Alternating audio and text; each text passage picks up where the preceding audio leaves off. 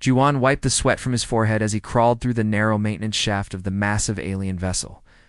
His tool belt clinked against the metal walls, and the heat from the damaged power conduit made the tight space feel like an oven. He had been working on this repair for 3 hours now, and his arms ached from holding his position in the cramped tunnel. The space station where his crew had docked was supposed to be a routine stop.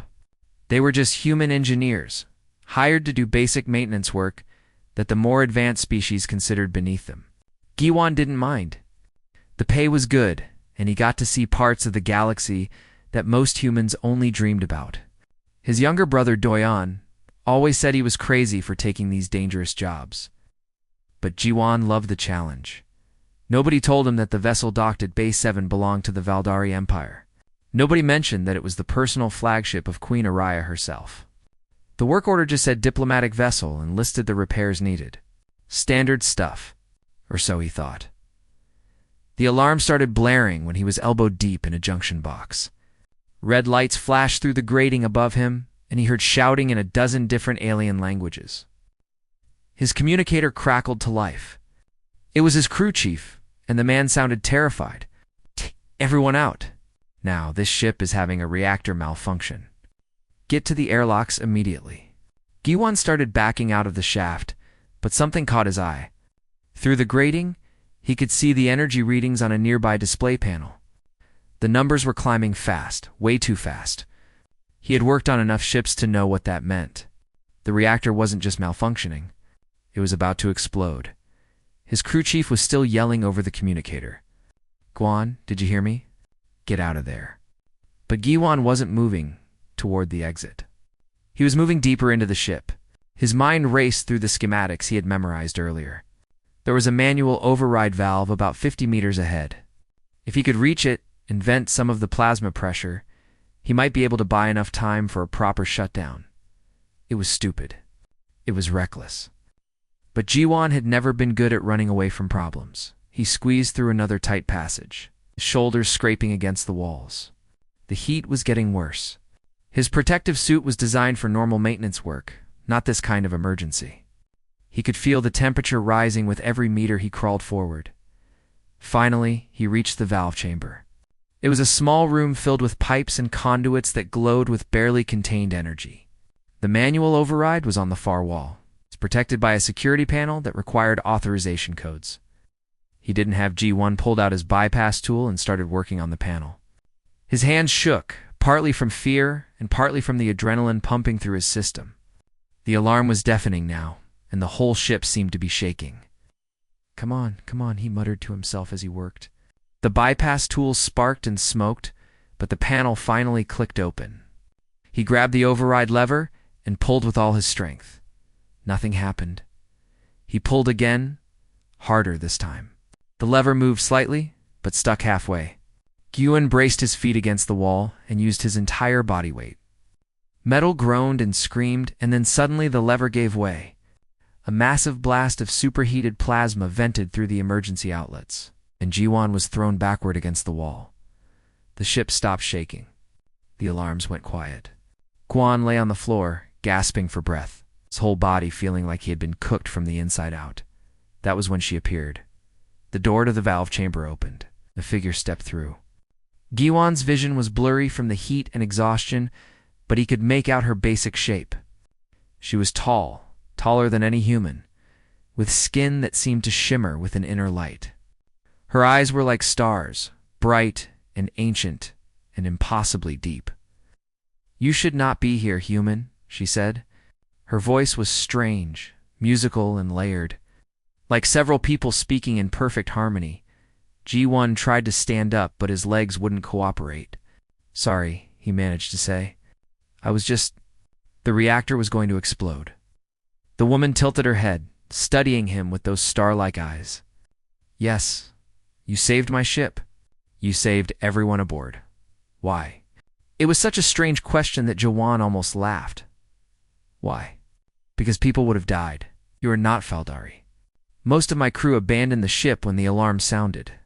Yet you, a human maintenance worker, ran toward the danger." She stepped closer, and Jiwan felt something strange wash over him. It was like someone was gently touching his thoughts, trying to read his mind. "What are you doing?" he asked. The woman's eyes widened slightly, showing what might have been surprise. "You can feel my presence in your mind. I can feel something. It's uncomfortable. Please stop." She did stop, and the sensation faded. Now she was staring at him with intense focus. Remarkable. In 347 years, I have never encountered a mind I could not read. Your thoughts are silent to me. Guan's head was starting to clear. He finally managed to stand up, though he had to lean against the wall for support. "Who are you?" "I am Araya, Queen of the Faldari Empire, sovereign of 3,000 star systems. First among the Council of Eternal Minds." She paused. "And you are?" "G1, just G1, engineer, from Earth's lunar colony." He felt ridiculous giving such a plain introduction after hearing hers. Queen Araya smiled, and it transformed her entire face. She suddenly looked less like an ancient, powerful being and more like someone genuinely pleased by an unexpected surprise. "Just Juan, the human who saved my flagship and whose mind I cannot read. You are far more interesting than you realize." She touched a panel on her wrist, and several Valdari guards rushed into the chamber. They saw Jiwan and immediately raised their weapons, but Queen Araya held up her hand. "Stand down. This human is a guest. He will be staying aboard my ship." She looked at Juwan again with those star-filled eyes. "That is, if you accept my invitation." Giwan knew he should say no. He should go back to his crew, file his report, and return to the simple life of a maintenance engineer. But something in the Queen's expression, something in the way she looked at him like he was a puzzle she desperately wanted to solve, made him curious. "I accept," he heard himself say. Queen Araya's smile widened. "Excellent. I believe you and I have much to discuss. Just G1 from Earth." As the guards escorted him out of the valve chamber, Jawan glanced back at the Queen. She was still watching him, her expression thoughtful and pleased. He had no idea that this moment would change not just his life, but the fate of the entire galaxy. The adventure had only just begun. The royal palace on Kylar Prime was unlike anything G1 had ever seen. Massive structures of living crystal floated in the air, connected by bridges of solid light. Gardens grew upside down from the undersides of platforms, defying gravity in ways that made his engineer's brain hurt. The sky itself seemed to pulse with color, shifting from deep purple to brilliant gold as the planet's 3 suns moved across the horizon. G1 stood on a balcony overlooking the capital city, trying to process everything that had happened in the past week. After accepting Queen Araya's invitation, he had been given quarters on her flagship. The journey to the Valdari throne world had taken 5 days, during which he had been poked and prodded by royal physicians, questioned by suspicious advisors, and taught basic Valdari customs by patient but confused servants. He looked troubled. "Just Juan." He turned to find Queen Araya standing behind him. She moved so quietly that he never heard her approach. She wore simpler clothes than when they first met, though even her casual robes seemed to be woven from starlight itself. "I'm just trying to understand why I'm here," Juwan said honestly. "You're the most powerful person in the galaxy. I'm a maintenance engineer. This doesn't make sense." Raya moved to stand beside him at the railing. Up close, he could see that her skin had tiny patterns that shifted and flowed like galaxies in motion. "You are here because you interest me. Do you know how long I have ruled, Juwan?" "You said 347 years. "Yes. 347 years of hearing every thought of everyone around me. 347 years of knowing what people will say before they speak, of seeing their lies and fears and desires laid bare before me." She looked at him, and her star-filled eyes seemed sad. "It is a lonely existence, but you can't read my mind." "Exactly. When I am with you, I must actually listen to your words. I must observe your expressions and try to guess what you are thinking. It is refreshing, like seeing color after centuries of gray." Before Jiwan could respond, a Valdari woman approached them. She was shorter than the Queen, but moved with obvious authority. Her skin was silver instead of Araya's golden shimmer, and her eyes held clear distrust as she looked at Jiwan. "Your Majesty, the Council requests your presence. There are matters that require your attention." "Thank you, Hannah. Tell them I will join them shortly." The woman Hannah bowed, but didn't leave. "Majesty, if I may speak freely?" "You always do, old friend. This human is a security risk. We know nothing about him or his intentions. Keeping him in the palace, giving him access to you, it is dangerous." Juan expected Queen Araya to be angry, but she just smiled. "Hannah has been my chief advisor for 90 years. She worries about me." "I worry about the Empire," Hannah corrected. "Personal feelings must not cloud judgment, even for a queen, especially for a queen," Araya agreed. "Which is why I trust your counsel. But in this matter, my decision stands. Guan remains as my guest." Hannah's expression showed she wanted to argue more, but she simply bowed again and left. Guan watched her go, then turned to the queen. "She's right to be suspicious. You don't know anything about me? Then tell me. Tell me about yourself, Juan from Earth." So he did. They sat on the balcony as the three suns set, painting the crystal city in shades of orange and red. Guan told her about growing up on the lunar colony, about his parents who had died when their transport ship malfunctioned, about his younger brother Doyen, who studied alien biology and sent him worried messages constantly. He told her about why he became an engineer, how he liked solving problems and fixing things that were broken. He told her about the first time he saw an alien species, the wonder and fear mixed together.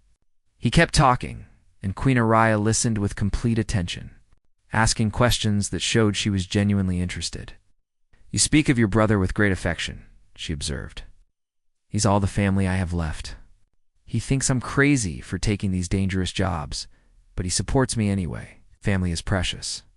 I had a daughter once, long ago. She chose to leave Faldari space and explore the outer galaxies. I have not seen her in 2 centuries. There was deep sadness in Araya's voice. Guan felt brave enough to ask, "What happened to your mate?" "Her father? He died. Faldari live long lives, but we are not truly immortal. Only the royal bloodline carries the gift of eternal life, and even then it must be awakened through ancient rituals. My mate was noble-born, but not royal. I watched him age while I remained unchanged. Eventually, time claimed him." She looked out at the darkening sky.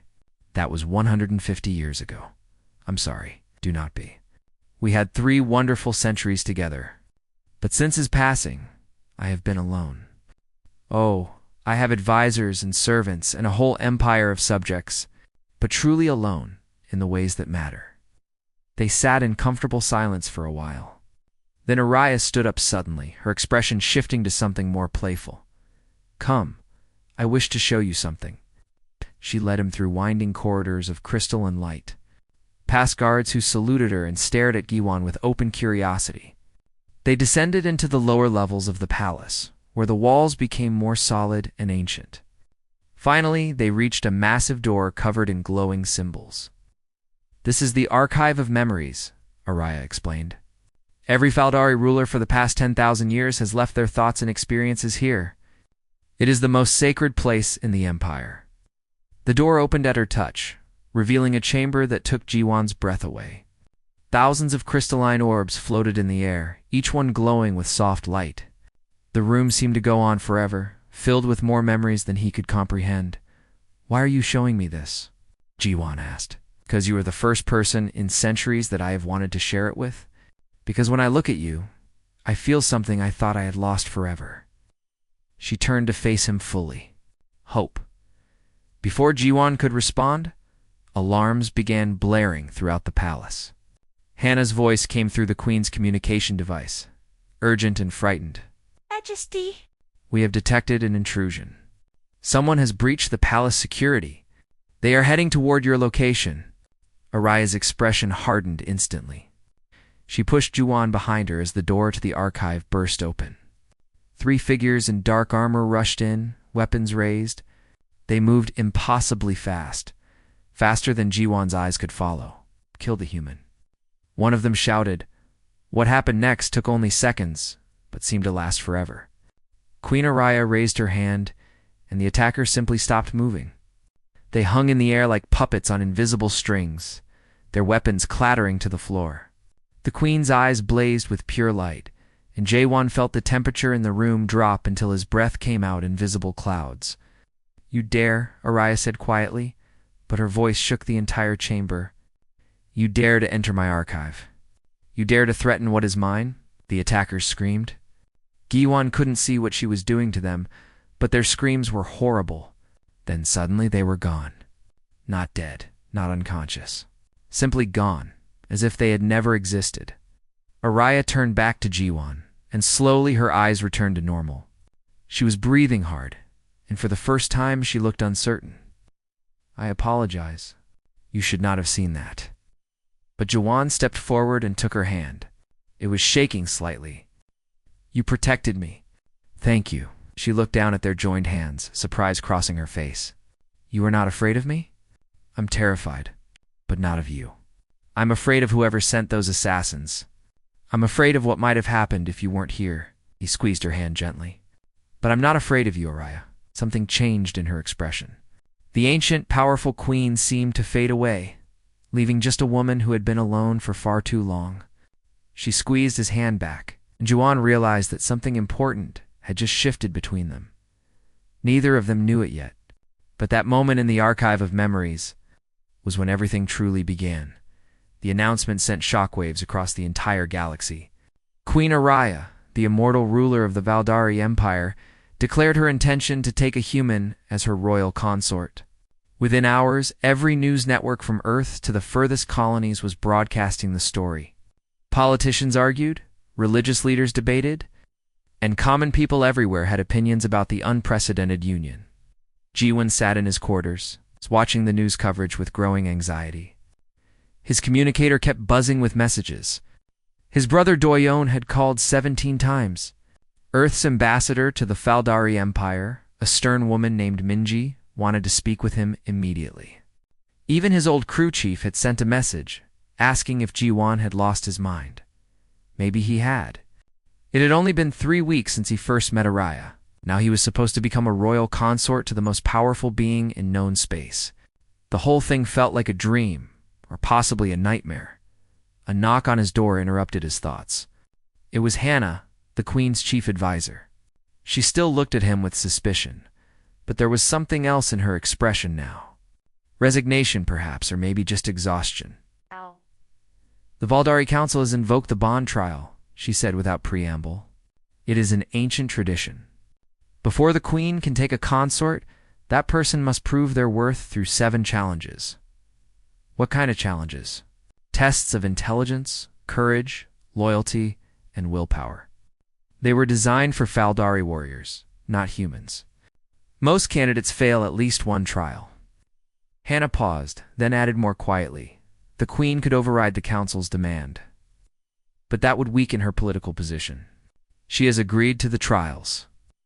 Giwon felt his stomach sink. "When do they start?" "Tomorrow at dawn. I suggest you get some rest." Hannah turned to leave, then stopped. "For what it is worth, you seem genuine in your feelings for her. That is more than most consort candidates can claim." The first trial began in a massive arena that could hold 50,000 spectators. Giwon stood in the center, feeling very small and very human. The challenge was called the Labyrinth of Minds. He had to navigate a maze that constantly changed based on his thoughts. Faldari candidates typically used their psychic abilities to predict the changes and find the exit. Jiwon had no psychic abilities, but he did have an engineer's mind and a knack for finding patterns. He spent the first hour simply observing, noting how the walls shifted and reformed. Slowly, he began to see the logic behind the changes. It was like a complex equation, with variables he could identify and predict. It took him 6 hours, far longer than any Valdari candidate in history. But he found the exit. The crowd's reaction was mixed, some impressed by his persistence, others dismissive of his slow progress. The second trial was combat. Jiwon faced a Valdari warrior armed with energy weapons and enhanced strength. He lasted 30 seconds before being disarmed and knocked to the ground. The warrior stood over him, weapon raised for the final strike. "Yield," the warrior commanded. Yuan looked up at his opponent. The trial was to show courage, not to win. "I won't yield." The warrior paused, then stepped back. "Your courage is acknowledged. You pass." The third trial tested loyalty. Giwan was shown visions of Earth being threatened, his brother Duan in danger, scenarios where choosing the queen meant abandoning his own people. The visions were so real that he could smell the smoke and hear the screams. But Guan had spent long nights talking with Araya about this very issue. "Loving her doesn't mean abandoning humanity," he said to the empty air of the vision chamber. "It means building a bridge between our peoples. Real loyalty means helping both, not choosing one over the other." The visions faded. Somehow he had passed. The fourth and fifth trials were grueling tests of physical endurance and mental fortitude. Giwan failed the physical trial, unable to complete the course designed for beings twice as strong as humans. But he passed the mental trial by enduring 48 hours of sensory deprivation without breaking. By the time the sixth trial arrived, Giwan was exhausted. He had barely eaten or slept in 3 days. This trial was different. He was brought to a chamber where Queen Araya waited. She looked troubled. "This trial tests knowledge and wisdom," she explained. "You must answer 3 questions posed by the High Priest Kungsu." He's traditional in his views. High Priest entered, an ancient Valdari male, whose skin had faded to pale white with age. He looked at Jiwan with obvious disdain. "Human, why should you be allowed to stand beside our queen when your species has existed for barely a fraction of her lifetime?" Giwan took a breath. "I shouldn't be allowed to stand beside her because of my species or how long we've existed. I should be allowed because of who I am as an individual. Age brings wisdom, but youth brings new perspectives. Maybe that's valuable too." Kyungsu's expression didn't change. "What can you offer our queen that thousands of worthy Valdari suitors cannot?" This was harder. Giwan glanced at Araya, who watched him with those star-filled eyes. "I can't read her mind. I can't predict what she'll say. Every conversation is a discovery. She told me that after centuries of knowing everyone's thoughts, having someone whose mind is silent is like seeing color after living in gray." He paused. "I offer her the chance to simply be herself, not always the all-knowing queen. I offer her companionship without the burden of power." The High Priest was quiet for a long moment. "Final question. You will age and die while she remains eternal. How is that fair to her?" "It's not fair," Giwan admitted. "But loving someone isn't about fairness. It's about cherishing the time you have together." She told me about her first mate, how she watched him age while she stayed young. She said she would still choose those 3 centuries with him over an eternity alone. He looked directly at Kyungsu. "I can't promise forever. I can only promise that however long I have, I'll spend it making her happy." Kyungsu stared at him for a very long time. Then, surprisingly, the old Valdari smiled. "You pass, human. You have more wisdom than I expected." The 7th and final trial was held in the Great Hall before the entire Valdari Council and thousands of observers. Giwan stood in the center of a circular platform facing Queen Araya across a distance of 50 meters. "The final trial is simple," Araya announced, though her voice was tight with concern. "You must withstand my full psychic power for 60 seconds. Most Valdari can barely endure 10 seconds. I do not know if a human mind can survive this. There has to be another way." Hannah protested from her seat on the council. "This could kill him. The law is clear," another council member said. "The final trial must test the bond between consort and sovereign. This is how it has always been done." Jiwan met Araya's eyes across the distance. She looked genuinely afraid. "We can stop this," she said quietly, though her voice carried through the silent hall. "I can declare the trials void." "Say the word," Giwan said. "I trust you. I'm ready." Araya closed her eyes, and Jawan felt her presence slam into his mind like a tidal wave. It wasn't gentle like before, when she had tried to read his thoughts. This was her full power, the strength that made her the most feared being in the galaxy. His knees buckled. Pain shot through his head like lightning. He could feel her in his mind, vast and ancient and overwhelming. Most people would have been crushed instantly. But something strange was happening. Instead of breaking under the pressure, Jawan's mind began to resonate. It was like two musical notes that harmonized instead of clashing. Araya's power flowed around his thoughts, through them, but never crushing them. The pain faded, replaced by something else entirely. Understanding, connection, to minds touching in a way that went beyond words or thoughts. G1 opened his eyes. Araya was staring at him in wonder. The 60 seconds had passed, but neither of them had noticed. The entire hall was silent, watching something they didn't quite understand. Impossible, Kumsu whispered. The bond. It's already formed. Araya lowered her hand, and the psychic pressure vanished. But something remained, a thin thread connecting them. Giwan could feel her emotions, not as clearly as she felt others, but enough. Wonder, joy, and something deeper that made his heart race. You passed, she said, her voice filled with emotion. All 7 trials. You are the first in 2 centuries to succeed. The crowd erupted in mixed reactions. Some cheered, others protested. But Giwan only had eyes for Araya as she crossed the distance between them. I was so afraid I would hurt you, she said quietly.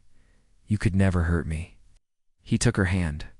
And in front of the entire council, in front of thousands of witnesses, Queen Araya smiled like she had just discovered something precious she thought was lost forever. The attack came without warning. One moment Juan was reviewing diplomatic reports in the palace library. The next alarms were screaming throughout the building, and Hannah burst into the room with a squad of guards. We're under attack. Multiple Voldari colonies along the frontier have been hit simultaneously. Earth's outer stations are also being targeted. Her face was grim. It's coordinated. Someone planned this. Guan felt ice form in his stomach. Doyan, my brother works at the Ganymede Research Station. Communication channels are jammed. We don't know casualty numbers yet. Hannah grabbed his arm. The Queen has been called to the War Council. You should come too. The War Council chamber was chaos. Holographic displays showed dozens of battle sites across Valdari space. Ships burned, stations went dark, and the casualty estimates kept climbing. Queen Araya stood at the center of it all, her expression harder than G1 had ever seen it. Report, she commanded. Admiral Taijen, a scarred veteran with silver skin and cold eyes, stepped forward. We're facing a coalition. The consortium, they're calling themselves. At least 15 different species united against us.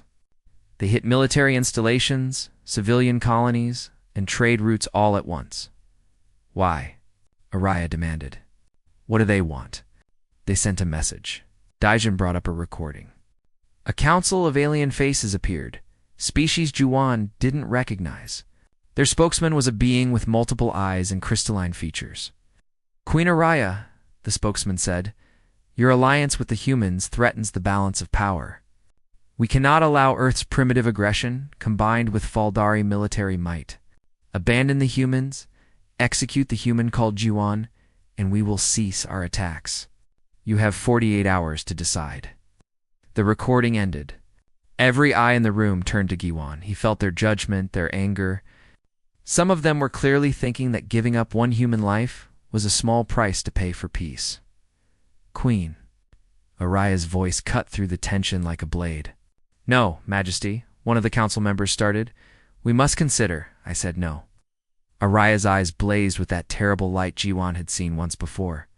They attack us because they fear change. They fear what humanity represents. New ideas, new perspectives, a challenge to the old order. Giving in to their demands would be surrendering our future. Admiral Taijin crossed his arms. With respect, Majesty, we're talking about a war across dozens of fronts. Our forces are stretched thin. The humans have barely 50 warships total. They're not a military power, and perhaps it's time we stopped thinking like a traditional military power. Juan said quietly. Everyone turned to stare at him. He swallowed hard, then continued. You're right that humanity can't match you in direct combat. But we've gotten pretty good at unconventional warfare, guerrilla tactics, asymmetric strategies. We've spent our whole history fighting enemies who were bigger and stronger than us. This is not the time for human arrogance, Taijin snapped. But Queen Araya was looking at Giwan with interest. Explain. That's what he did. Giwan pulled up the tactical displays and started pointing out weaknesses in the consortium's attack pattern. They were hitting hard, but they were overextended. Their supply lines were vulnerable. Their coordination, while impressive, relied on communication hubs that could be disrupted. You're thinking about this like a traditional empire, Jiwan said. Meet them head on, match force with force. But what if we didn't? What if we let them think they're winning while we cut off their resources? Small, fast human ships could hit their supply convoys while your main fleet holds defensive positions. Make them bleed resources instead of trying to match their numbers. Admiral Taijin looked skeptical, but another officer, a younger Valdari named Soman, leaned forward. It could work. We've never fought this way, but the strategy is sound. It's a human strategy, Taijin countered. Cowardly hit-and-run tactics. Survival tactics, Yuan corrected. And right now, survival matters more than pride. Queen Araya was quiet for a long moment, studying the displays. Then she nodded. We'll try it.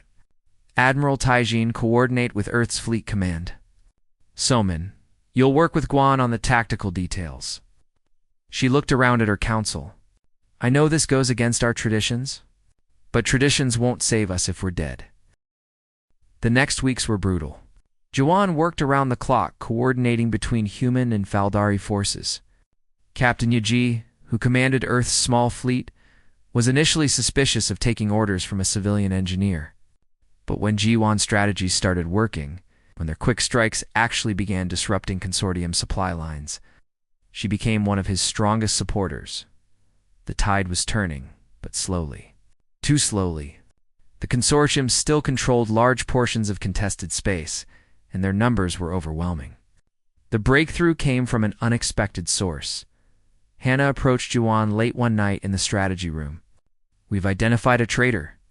Duke Minho, one of our highest-ranking nobles, has been feeding information to the consortium. Yuan felt sick. How long? Since before the attacks began. Since you arrived at the palace, actually. He opposed the Queen's decision to bring you here. Apparently, he decided to do something about it. The arrest and trial of Duke Minho took less than a day. Faldari justice was swift and harsh. Yuan watched as Queen Araya personally executed the traitor, her face expressionless, as she ended his life with a thought. It was a reminder of the vast gulf between human and Faldari culture. But Minho's capture revealed something crucial: the location of the consortium's main fleet staging area. They were gathering for a final massive assault, aimed at Kylara Prime itself. If the capital fell, the war was over. We can't defend against those numbers, Admiral Taijin admitted. Even with our full fleet, we're outnumbered 3-1. Jiwan stared at the tactical display, his mind racing. Then an idea struck him, crazy and desperate and possibly suicidal. What if we didn't defend? What if we attacked? Have you lost your mind? Taijin demanded. Think about it. They're gathering their entire fleet in one location. All their eggs in one basket. If we hit them before they're fully assembled, while they're still organizing. Giwan pulled up scenarios, his fingers flying over the controls. It would be risky. We'd have to commit our entire fleet. But if it works, we could end the war in one battle. Queen Araya studied the plans. You're proposing we abandon the defense of our capital and gamble everything on a single strike. Yes. If we fail, Kylara Prime will be undefended. If we fail, we lose anyway. At least this way we go down fighting on our terms. Araya looked around at her council.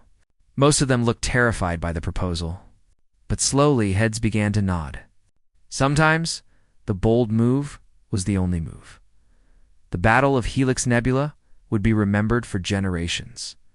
Jiwan stood on the bridge of Queen Araya's flagship as the combined human Valdari fleet dropped out of faster-than-light travel directly into the consortium staging area. Surprise was complete. The enemy forces were scattered, unprepared, but there were so many of them. Even caught off guard, the consortium fleet was massive. Within minutes, the battle devolved into desperate chaos. Guan watched displays light up with ship after ship being destroyed, both enemy and allied. "We're losing too many ships," Captain Yeji reported from her vessel. "We can't sustain these losses." The consortium forces were rallying, beginning to coordinate. In another few minutes, they would overwhelm the allied fleet through sheer numbers. Queen Araya stood at the center of the bridge, her hands clenched into fists. "I could end this," she said quietly to Juan. "I unleashed my full power. I could destroy their command ships. But the strain would kill me." Guan said immediately, "There has to be another way." He felt that thread connecting them, the bond that had formed during the trials. An idea came to him, insane but possibly brilliant.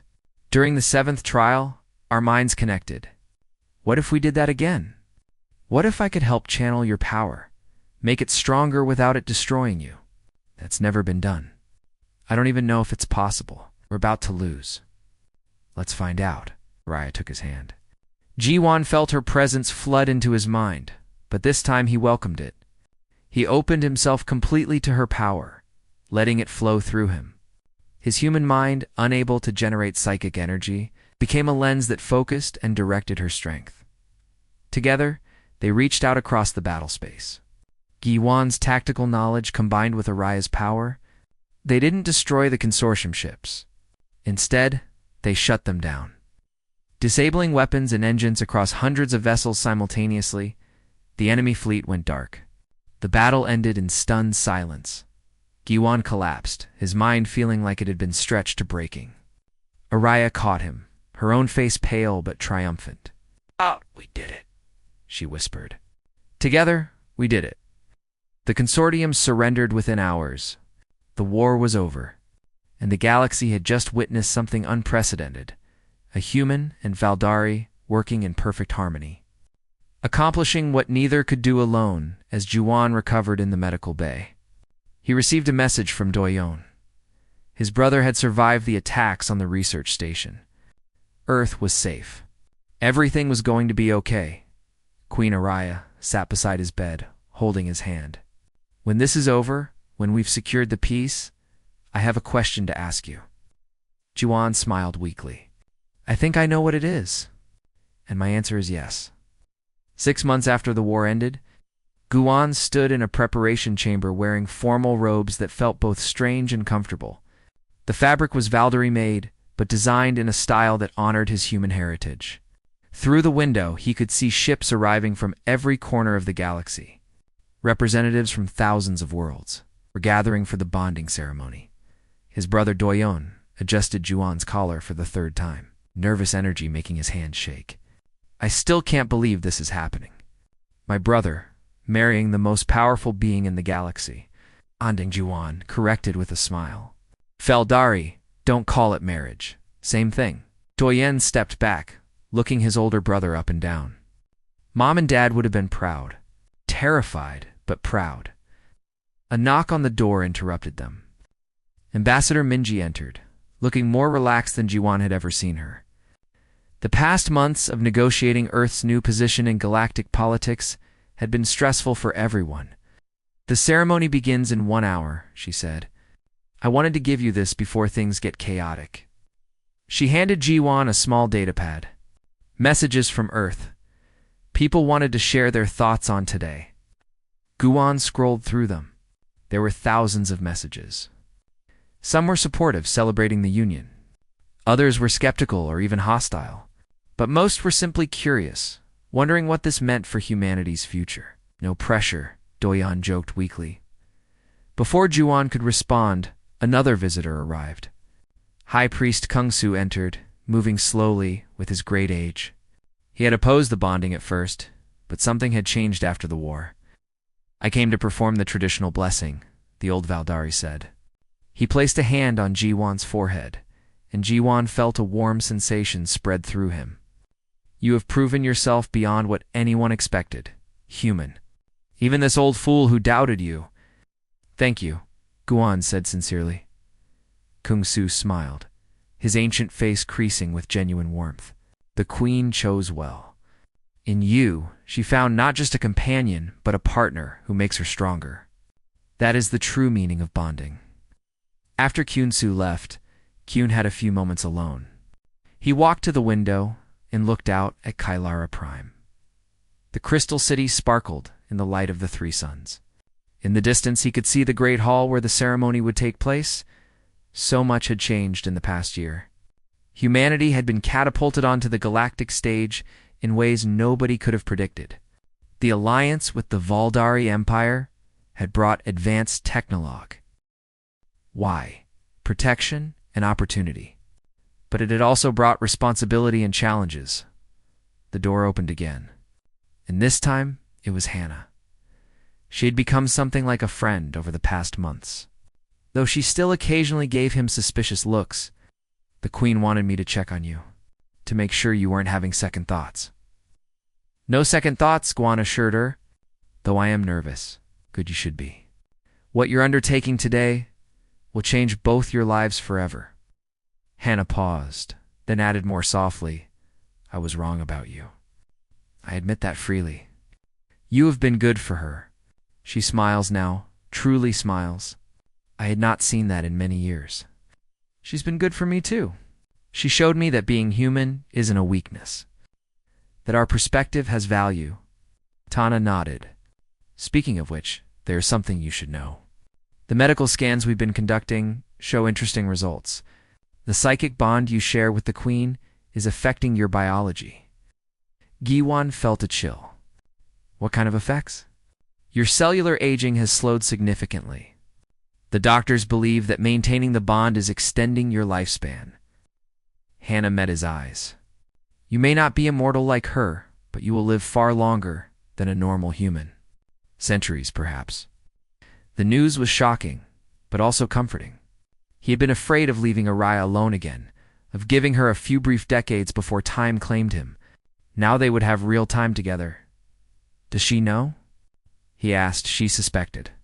Why do you think she's been so happy lately? The ceremony itself was magnificent. The great hall had been transformed with displays of light and living crystal formations that sang in harmonious tones. Representatives from Earth sat alongside Faldari nobles. Species that had been enemies just months ago now gathered as witnesses to a union that symbolized the new galactic order. Giwan walked down the long aisle, his heart pounding. At the end, Queen Araya waited.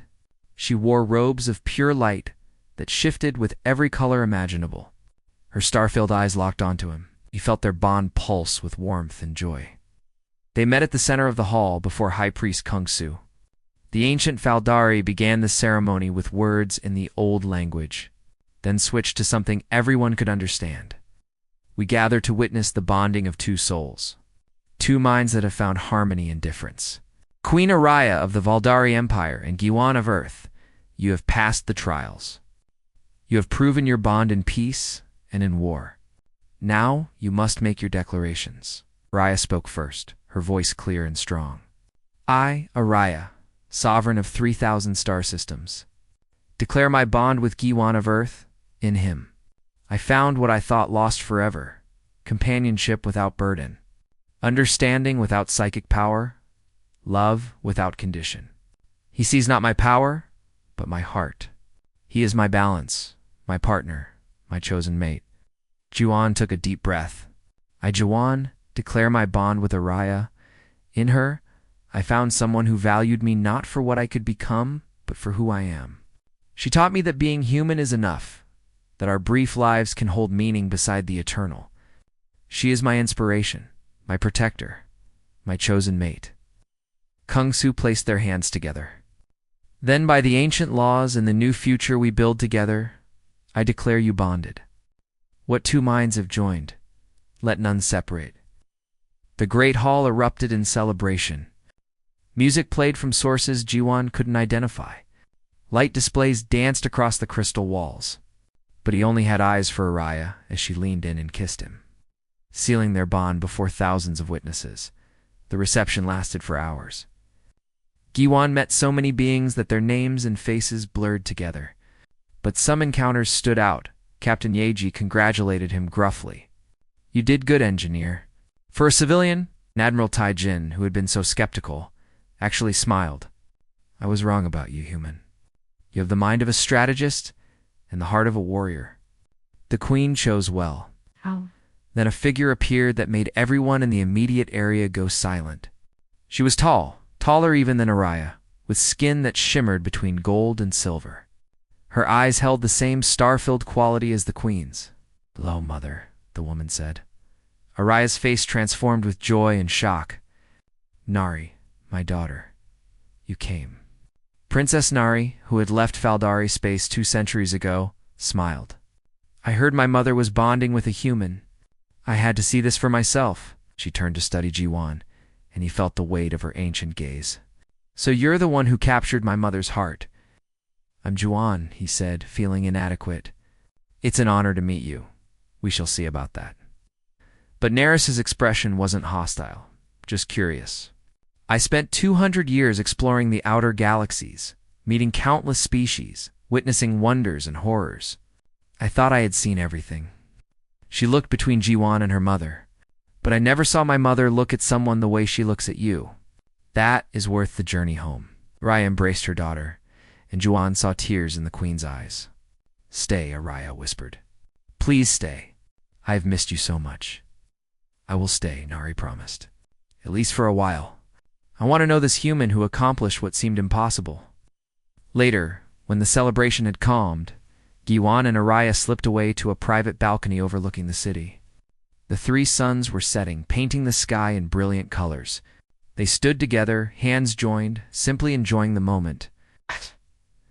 "Are you happy?" Jiwan asked. "More than I have been in centuries," Araya replied. "My daughter has returned. My empire is at peace. And I have you." She squeezed his hand. "Though I worry about what comes next. The galaxy is changing so quickly. That's why we address the Galactic Council tomorrow," Giwan reminded her. To help guide that change, they had spent weeks preparing the proposal. A complete reform of galactic governance, giving younger species more representation. Promoting cooperation over competition. Establishing new rules to prevent the kind of coalition that had formed the consortium. "Some will resist," Araya said. "Change always faces resistance. We convince them together. That's what we do, right? We're stronger together than apart." Araya smiled and kissed him again. "Yes, together." The next day they stood before the Galactic Council, a gathering of thousands of species and civilizations. Giwan felt the weight of billions of eyes watching through broadcasts across space. But Araya stood beside him, her presence steady and confident. They presented their proposal together, alternating who spoke. Araya provided the authority and vision from centuries of experience. Giwan provided the fresh perspective and practical implementation from his human background. They were a partnership, each strengthening the other's words. The debate lasted for days, but in the end, the reforms were approved. Not all of them, and not without compromise, but enough to start real change. The galaxy was entering a new era. At the center of it stood a human and Valdari couple, who represented the best of both species. Months later, Giwan received a communication from Earth. It was a video message from Giwan.